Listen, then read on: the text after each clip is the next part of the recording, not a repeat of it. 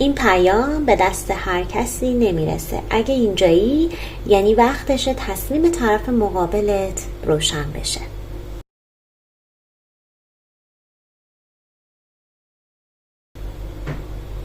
درود بر شما دوستان خوب من، خیلی خوش اومدین به یک ویدیو دیگه از کانال ملکا تاروت. من ملکام و خیلی خوشحالم که با یه ویدیو دیگه در کنار شما دوستان خوبم هستم. مرسی بابت همه پیام‌های قشنگتون که برای من می‌نویسین. مرسی که میگین که چقدر این ویدیوها به داستان شما میخوره، تجربیاتتون رو مینویسین. من از ته قلبم خوشحال میشم از اینکه میتونم در کنار شما باشم، یک آگاهی رو به شما منتقل بکنم. بسیار خوشحال میشم عزیزان دلم. امیدوارم که اینجا جایی باشه برای اینکه شما به چیزی که باید پی ببرین، چیزی که از چشمتون پنهانه، آگاهی که باید بدونید، همه اینها برای شما روشن بشه و پی ببرین. واقعا خواسته دلی و قلبی من این هستش که تمام این ویدیوها بتونن برای شما مفید باشن و به شما راهنمایی بدن، کمک بکنن واقعا به شما. ولی باز هم میگم این رو که این ویدیوها همگی جنرال هستن، یعنی کلی هستن. افراد زیادی روی اینها انرژی میذارن روی این ویدیوها و برای تصمیمات خصوصی خودتون. چون بعضی کامنت ها رو واقعا من میبینم که میگن که من میخوام دیگه همین چیزی که شما تو این ویدیو میگین رو انجام بدم. من نمیدونم داستان شما چیه، چون که به حالت این ریدینگ ها جنرال هستن، ریدینگ خصوصی نیست و مسئولیت تصمیماتتون با خودتونه. من همیشه سلب مسئولیت انجام میدم در این خصوص و تصمیمات زندگیتون رو باید بر اساس عقل و منطق بگیرید. این خیلی مهم هستش. خیلی خب بریم شروع کنیم. تو این ویدیو میخوایم ببینیم که تصمیم طرف مقابلتون در مورد ارتباط با شما چیه، اصلا انرژی رابطه رو میخوایم بریم ببینیم و هر مسئله‌ای که حالا کارت ها نشون بدن نیت بکنید تصویر طرفتون رو توی ذهنتون بیارین و یا اسمش رو تکرار بکنید. هر چیزی که بتونید باشه ارتباط موثری برقرار بکنید اینجا باشید. ببینیم که چیه بین شما دو نفر و مسیر ارتباطتون به کجا میره. خیلی خوب ببینیم که میخوام که هم از لنورماند هم از دک میستیکال شما تاروت برای شما کارت بکشم. من همیشه هم میگم که این ریدینگ ها بدون زمان هستن دوستان. هر زمانی میتونید روشون نیت بکنید. چند سال بعد هم جواب شما رو میدن. بنابراین همش بستگی به خودتون داره که چیکار بکنید و اینکه حتما قبل از اینکه بخوایم بریم ویدیو رو شروع کنیم لایک کنین ویدیو رو، یادتون نره سابسکرایب کنین که انرژیتون در این ریدینگ ها باقی بمونه. خیلی خوب.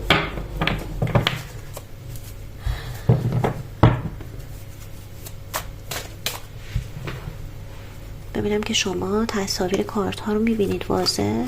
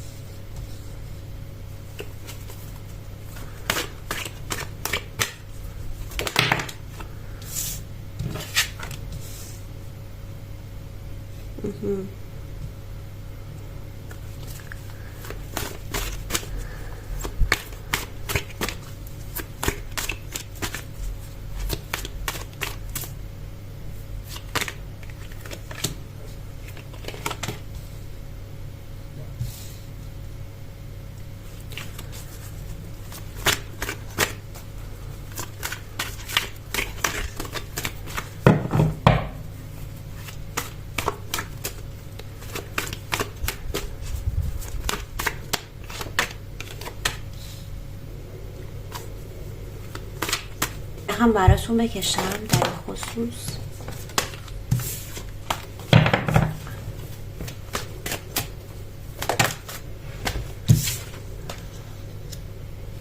دوستان من، انرژی که من دارم اینجا برای شما دو نفر بینتون میبینم به نظر میرسه که هر دوی شما به نحوی اذیت شدید یا زخمی شدید. این میتونه در ارتباط با همدیگه باشه. یعنی خودتون کارایی کردین که یعنی هم از طرف شما هم از طرف مقابل باعث شده که یک سری چیزهای دردهایی رو در وجود شما بذاره. گرچه که من دارم اینجا میبینم که یک نفر از شما، حالا یا شما یا طرف مقابلتون، خیلی به این حالت هستین که دوست دارین راه درست رو پیدا بکنین در این ارتباط، درست ترین مسیر رو برای با هم بودن پیدا بکنید و برید به سمت جلو، نگه دارید رابطه رو. اینجا به نظر میرسه که هم شما میخواید این رو، هم طرف مقابلتون این رو میخواد که بتونید. بارها در این ارتباط شما و طرف مقابلتون، من دارم این کارتی که اینجا براتون در مده کارت باد هستش، دارم میبینم که به سمت و سوی مختلفی رفتید، ناپایداری در ارتباطتون زیاد بوده، ولی از یک طرف دوست داشتید که این مسیر رو با همدیگه نگه دارید و به سمت جلو با همدیگه برید. علاوه برای من انرژی زیبا و قشنگ رو دارم بین شما دو نفر میبینم. ببینید کارت هامینگبرد رو ببینید، انرژی عشق لطیف و شیرینی رو دارم بین شما دو نفر میبینم که به سوی همدیگه این انرژی رو دارید و به هم میفرستید.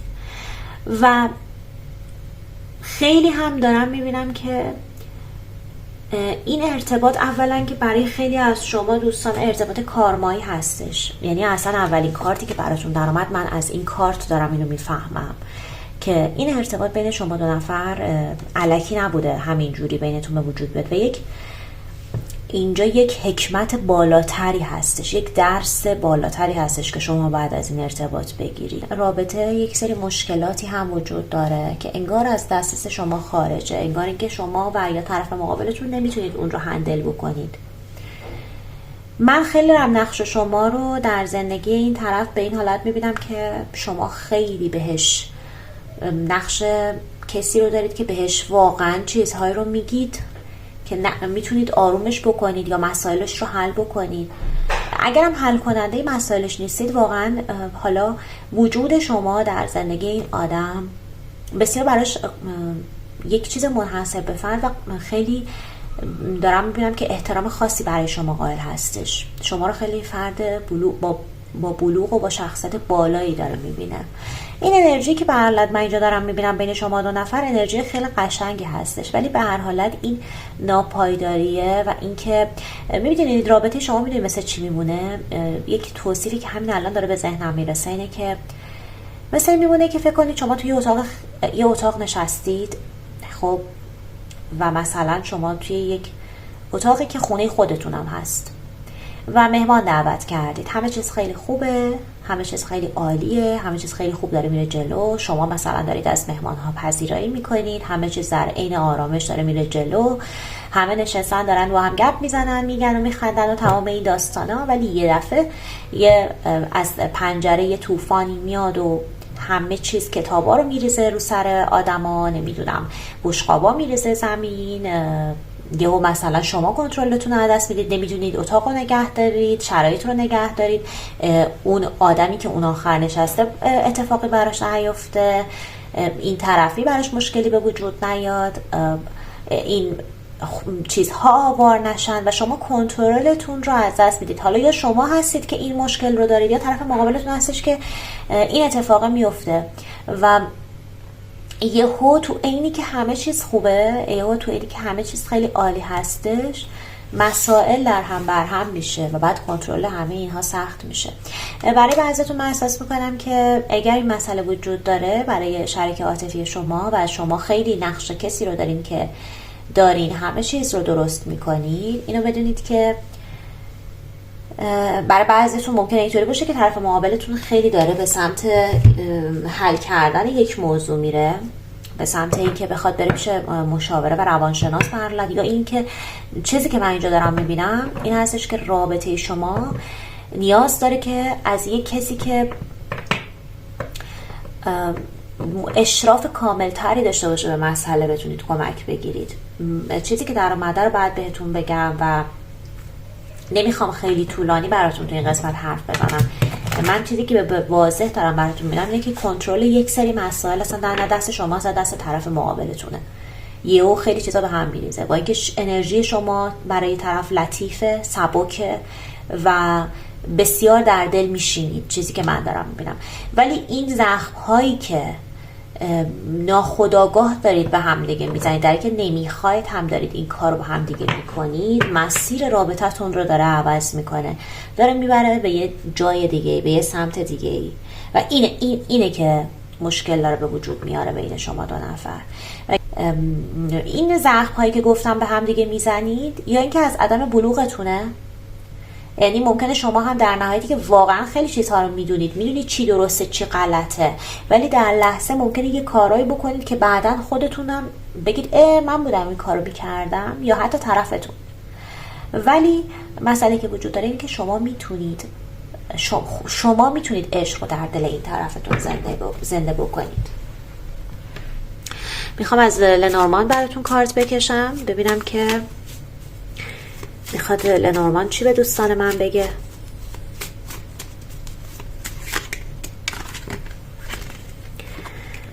کارت شماره 10 براتون در اومد، کارت داس براتون در اومد، کارت برج دوستان من براتون در اومد.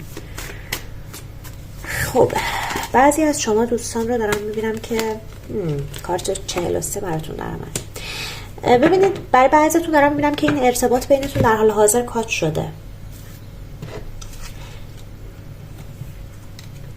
مشکلات پیچیده‌ای بینتون به وجود اومده. این بار هم جوری که کات شده مشخص هستش که پیچیده تره، یعنی انگار دنبال چی هستم که بهتون بگم، انگار این کات شدنه حالتیه که بین شما و طرف مقابلتون این بار دیگه سخت‌تره، یعنی خیلی مسائل انگار در هم بر هم و قاطی پاتیه. دیگه چی؟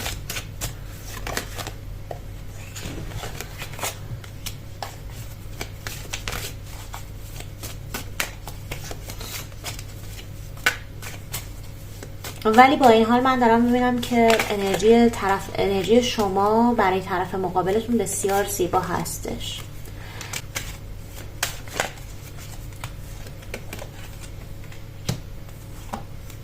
خیلی خوب، ببینید دوستان من چیزی که دارم میبینم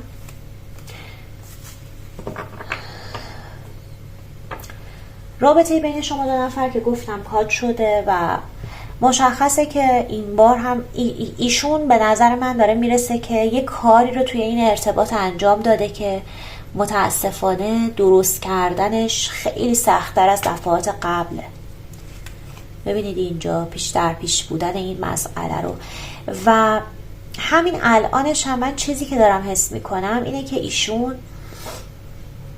ببینید که کارت صلیب براش در اومده اینجا دیگه، بار روانی زیادی روی دوششه، یه کارایی کرده، حالا این کارها چه در قبال شما هستن چه نیستن خیلی داره اذیت میشه، یعنی فکرش بابت این داستانها بسیار درگیره و داره خیلی خیلی اذیتش میکنه. برگشتتون هم به همدیگه هم دارم میبینم زمان بره، هم دارم میبینم که خیلی یه چیز قاطی پاتی شده انگار تو هم دیگه. درست شما دوست دارید درست بکنید، ولی ایشون متاسفانه نمیدونم، برای بعضیاتون من دارم ریدینگ جنرال میخونم، ولی اینجور که به نظرم میرسه یه حالتی زده، یه چیزایی رو خراب کرده که شما هم الان نمیدونید باید چه کار بکنید. ببینم که کارتای تاروت میخوام بهتون چی بگن. و ایشون هنوز هم که هنوزه، برای بعضیتون من دارم میبینم مدت طولانی تری هستش که از شما فاصله گرفته و این مسئله کاملا روشن هستش برای بعضیتون که دارم میبینم اگر هم خونه بودین از خونه شما رفته، به هر حالت این مسائل مختلفی رو دارم از توی کارت ها میبینم. هر چیزی که بوده برلت مدت زیادی هستش که حالا این فرد رفته این بار، یعنی بینتون که من دارم میبینم حالا مسائل مختلف رو که کاتبی شده و هی به هم برمیگشت، ولی خب این بار دیگه یه مقداری خیلی شدیدتر بوده بین شما. خب خواهم ببینم کارت های تاروت چی میگن.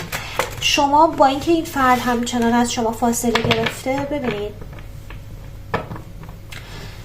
و رفته، هنوزم امن‌ترین آدم زندگیش و قابل اعتمادترین آدم زندگیش رو شخص شما میدونه. چیزی که من اینجا دارم احساس میکنم.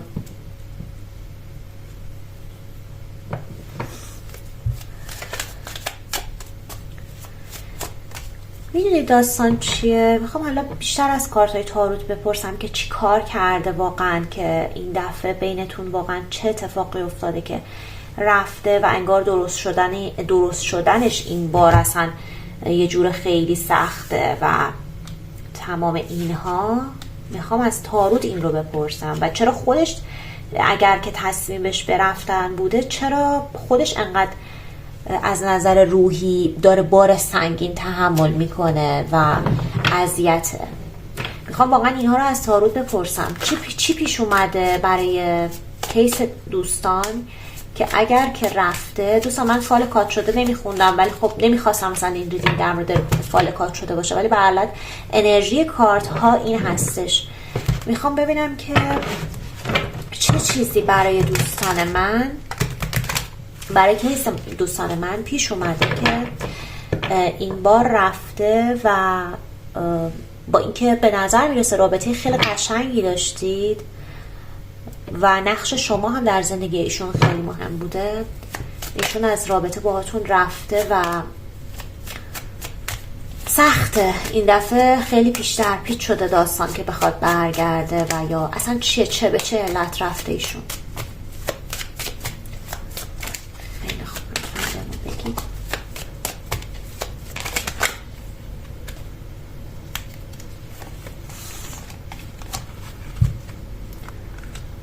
کارت خورشید براتون در اومد دوستان من، کارت 5 of wands براتون در اومد و کارت 5 of swords. دوستان من دو تا کارت 5 براتون در اومد در تاروت. ببینید که کارت 5 چوب دست از دک ویچز و کارت 5 شمشیر.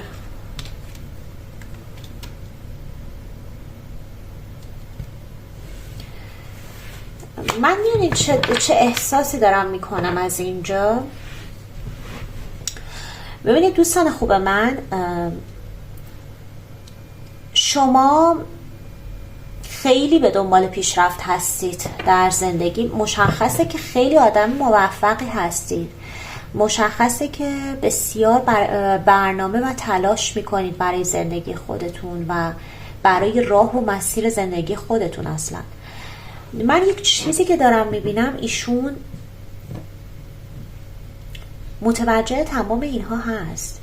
برای بعضی از شما دوستان من دارم میبینم که شما لولتون با این فرد متفاوته.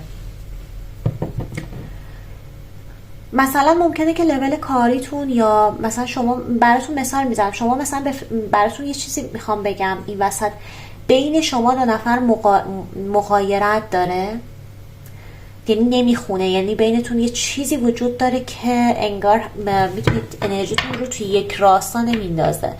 گرچه که انرژی های قشنگی به سمت هم دیگه دارید، ولی یک چیزی بینتون وجود داره که انرژیتون رو توی یک لاین قشنگ با هم همراه نمیکنه، گرچه که هر دوتاتون میخواین. بعضی از شما ممکنه که به فکر مهاجرت هستید، به فکر اصلا یک آینده‌ای هستید که این طرف مقابل شما یا نمیخواد همچین آینده‌ای رو داشته باشه یا اصلا توانشو نداره. متوجه میشین دارم بهتون چی میگم؟ حالا این مسئله میتونه مهاجرت باشه برای بعضیاتون، ممکنه مهاجرت نباشه، ممکنه که شما در لول تحصیل، در لول کار، مثلا براتون مثال میزنم، شما میخواید برید یک جایی کار بکنید که شرایط شما از نظر مثلا توی یک شهری میخواید کار کنید یا توی کشوری میخواید کار کنید که لول و شرایط شما خیلی بهتره اونجا و این طرف هم میدونه شما چقدر توانمند هستید. خب ولی خودش نمیخواد. یه چیزی بهتون بگم، ایشون برای بعضیتون، من حالتی که دارم احساس میکنم اینه که خیلی به خانوادهش وابسته است، یا اینکه اصلا نمیتونه از محیط امن خونش بیاد بیرون، یا اینکه اصلا اگرم این نیست به طور کلی ایشون نمیتونه از دامنه امن خودش بیرون بیاد. یعنی برعکس شما، یه چیزی که الان من احساس میکنم واقعا بینتون وجود داره اینه که ایشون و شما در این مسئله کاملا با هم دیگه متفاوت هستین. شما میگردین دنبال راه حل تا درست ترین مسائل رو پیدا بکنید و ببرید جلو. ایشون نمیتونه و تواناییش رو نداره متاسفانه، و خودش هم میدونه که شما آینده خیلی خیلی روشن‌تری دارید. ببینید اینجا رو میبینید کارت دسان براتون در اومد، ولی بعد 2 تا کارت براتون در اومد، کارت 5 of Wands، یعنی 2 تا کارت 5 اینجا براتون در اومد. میدونید ایشون این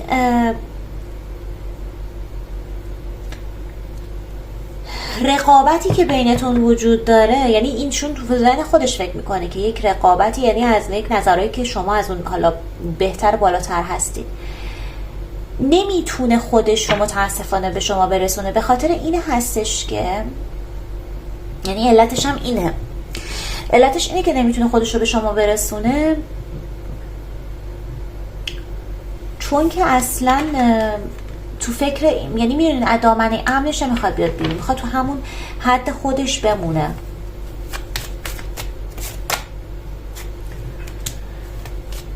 خیلی خوبه.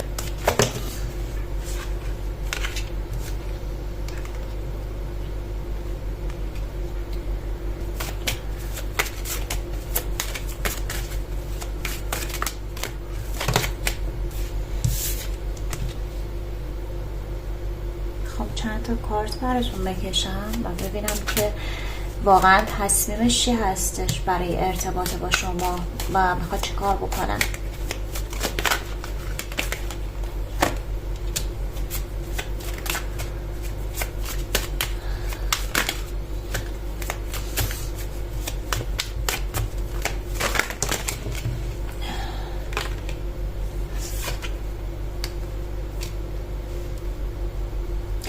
دوستان من دارم خیلی میبینم که برای عده خیلی زیادی از شما ایشون در گذشته تصمیم ازدواج قطعی با شما داشته، یعنی واقعا مصمم بوده که به شما برسه و با شما بره زیر یک سقف و ازدواج بکنه. این کارت رو دارین میبینین، ولی بعدا دارم میبینم که شرایط مختلفی به وجود اومده و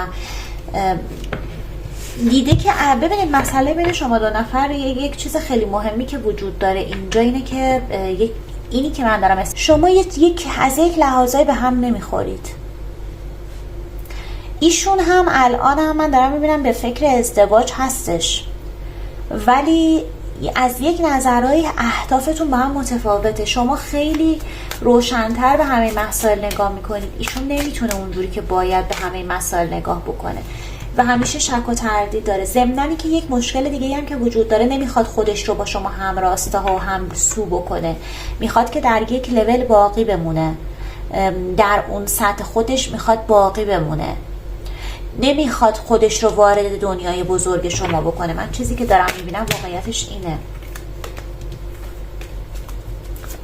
میدونه شما خیلی توانمند هستید. یه چیزی بهتون بگم در مورد این آدم اینه که ایشون نمیخواد جلوی مسیر پیشرفت شما رو هم بگیره و سد بکنه، چون میدونه شما اصلا بدون اون رسیدن به اون مسائل مهم زندگیتون، بدون اون که مثلا بخواید اون شکلی که خودتون میخواید زندگی بکنید، متوجه صحبت من میشین؟ میدونه شما میتونید چقدر موفق بشید، نمیخوادم جلوی موفقیتتون رو بگیره، ولی خب از یه طرف هم نمیخواد با شما هم راستا بشه. اینش اصلا خوب نیست متاسفانه. دوستان ببینید من یه چیزی رو میخوام بهتون بگم و کم کم میخوام این ریدینگ رو براتون ببندم، نمیخوام خیلی طولانی براتون صحبت بکنم. ببینید که ایشون، من برای بعضیتون دارم میبینم که پیچیده بودن این مسئله در حال حاضر این هستش که ایشون با یک کس دیگه ای رفته، یا به احتمال زیاد با یک کسی وارد رابطه شده، یا به احتمال خیلی زیاد تصمیم ازدواج با کس دیگه ای رو داره، یا ازدواج کرده با کس دیگه ای. بله، برای همین بود که من به هی در لنورماند برام در می اومد که خیلی پیچیده تر انگار این بار برگشتنش. و یه چیزی رو من بهتون بگم، رفتنش از زندگی شما خیلی براش سخت بوده، نمیتونسته به راحتی از زندگیتون بره مووان بکنه. این کسی که ببینید، من باید ببینید که براتون میخونه یا نه. این کسی که من اینجا دارم میبینم انرژی کسیه که نمیتونسته به راحتی شما رو ول بکنه و بره. حتی الان هم خیلی اذیته. شاید شما حس میکنید و شاید اصلا به روتون نمی آورده، ولی کسیه که من اینجا دارم میبینم که خیلی اذیت بوده از اینکه از زندگیتون رفته. احتمال میدم با کسی حتی ازدواج کرده، ولی کسی رو پیدا کرده که در اندازه خودشه، برای اینکه بیشتر از این تلاش نکنه، برای اینکه در همون لول خودش باقی بمونه، به همون وابستگی های خودش بچسبه، از دامنه امنش نیاد بیرون، ریسک نکنه. و چون مسیرهای شما برای این آدم مشخصه که پر از شک و تردید بوده، یعنی فقط جز شک و تردید چیز دیگه ای رو براش به وجود نمی آورده. گرچه که شما مسیر خیلی قشنگی دارید، اصلا هم صحبت من این نیستش که شما کسی بودید که خوب نبودید. شما اتفاقا خیلی عالی تر از این طرفی هستید که باش رفته. ولی خب یه چیزی میگن دیگه، میگن که قدر زر زرگر شناسد، قدر گوهر گوهری. حالا اگر که اشتباه نگفته باشم، امیدوارم که اشتباه نگفته باشم که این همه کامنت هم برای من ننویسین که آره تو که همش چیزا رو اشتباه میگی، بلد نیستی، نمیدونم این صحبت. حالا شما مفهوم اصلی اون چیزی که من دارم بهتون میگم و واقعا توی ریدینگ رو دریافت بکنید، این خوبه. صحبتمو میخوام کوتاه بکنم. ببینید دوستان من، این رفتن این آدم از زندگیتون و ازدواج کردنش احتمالا با کسی دیگه، اگر ازدواج کرده یا حالا وارد یک رابطه دیگه شده، من نمیدونم، این رو خودتون باید ببینید، برای هر کسی متفاوته. چیزیه که در حد و اندازه خودشه. این آدم یه اصطلاحی هست که میگن طرف نمیخواد پاشو بیشتر از گلیمش با درازتر بکنه. دیدین که بهش حتی این حرف رو میزدن که مثلا پاتو بیشتر از گلیمت درازتر نکن، یا اینکه تو محیط خانواده‌اش یا هر جایی این حرفا رو بهش میزنن که در یک حد و اندازه، همین اندازه که هستی اوکی خوبه. و کسی هم که پیدا کرده واقعیتش رو بخواید بدونید همینه، یعنی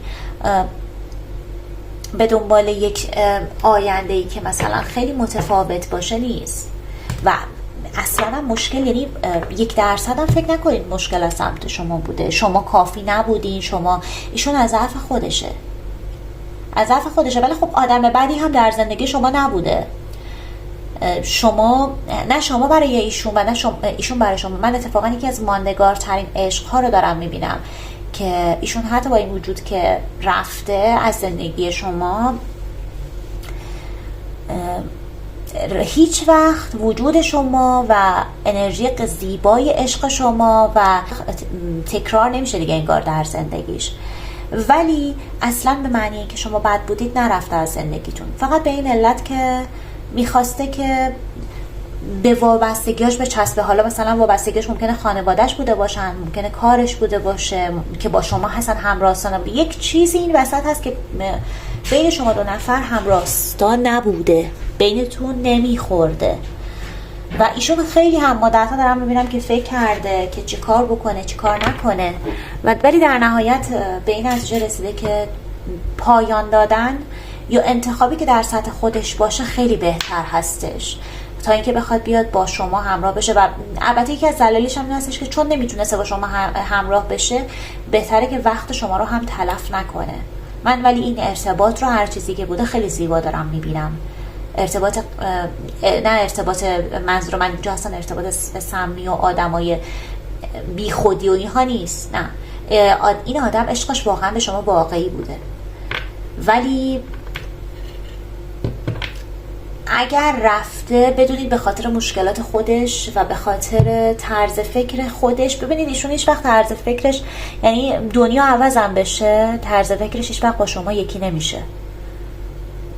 اینه که ببینید باورهای آدم ها هستن که اونها رو به یک جایی میرسونن.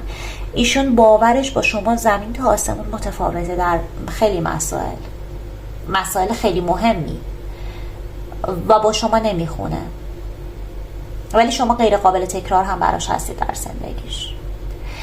به هر حال تصمیمی که گرفته این هستش، تصمیمش اینه که بره به دنبال زندگی خودش و یک چیزی رو شروع بکنه در حد و اندازه خودش. ایشون من احساسم میکنم مثلا به دنبال روابط موقتی نیست، به دنبال روابط جدی هستش. کلا آدم رابطه جدیه.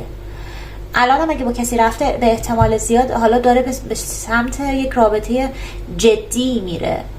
باز بعضی از دوستان میان مینویسن که به من نمیخورد این چیزایی که میگفتی. یا دوستان اینا همه ریدینگ های خیلی کلی هستن. ممکنه برای بعضیتون واقعا صدق کنه، ممکنه نکنه، ممکنه فقط 2 نفر براشون صدق بکنه واقعا.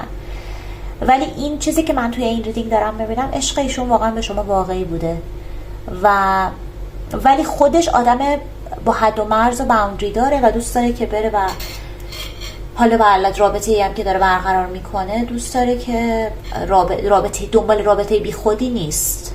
فقط علتش اینه که هیچ وقت نمیتونسته با شما از نظر فکری، از نظر باور، از نظر اهدافتون یکی بشه و چون قطع و شک و تردید بوده در مورد شما و در مورد آینده خودش با شما، تصمیم گرفته که از ارتباط با شما بره و مووان کنه و برلت بره و یک مسیر دیگه ای رو برای خودش حالا انتخاب بکنه.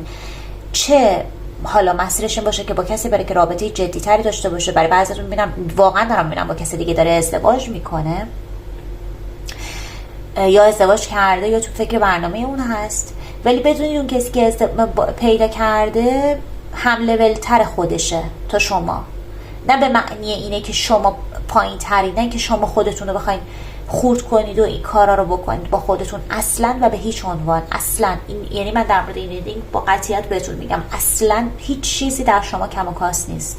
اتفاقا به خاطر بهترین بودنتون، به خاطر اینکه شما دنیای متفاوت تری دارید. بعد یه چیزی بهتون بگم، اینجا چیزی که وجود داره فکر میکنه که اگر که بره از زندگیتون اتفاقا مسیر برای شما بازتر میشه و شما تصمیم بهتری میتونید بگیرید. ایشون با خودش فکر میکنه که اگر شما بخواید مطابق اهداف ایشون گام بردارید و زندگی کنید، انگار احساس میکنه که زندگی شما رو خراب کرده و لیاقت شما این نیست. خودش هم میدونه که لیاقت شما خیلی بالاتر از اون چیزیه که فکر میکنید. نه اینکه واقعا بیاد بهتون بگه که لیاقتتون رو نداره، نه، برای بعضیا که مثلا به معنی پیچوندن شما باشه، نه اصلا من همچین چیزی رو نمیدونم. ایشون نمیخواد شما رو هم بپیچونه اصلا، ولی نمیتونه خودش رو با شما هم راستا بکنه. میدونید تفاوتتون در یک چیز خیلی مهمه و من خیلی هم دارم میبینم که برای خیلیاتون ایشون اتفاقا لطف کرده که اگر هم از زندگیتون رفته، به خاطر اینکه مسیر بعد از ایشون برای شما بسیار بسیار زیباتر هستش، بسیار بسیار روشن‌تره. اینجا من اول ریدینگتون دارم این رو میبینم. حتی شما ازدواجی که میکنید، کسی که پیدا میکنید خیلی با شما همراستاتر از این فرده. برای همینی که ایشون خودش رو در حقیقت در حد شما نمیدیده و از زندگیتون رفته، از رابطه با شما رفته که زندگی شما رو خراب نکنه، اهداف خوبی که شما دارید رو خراب نکنه و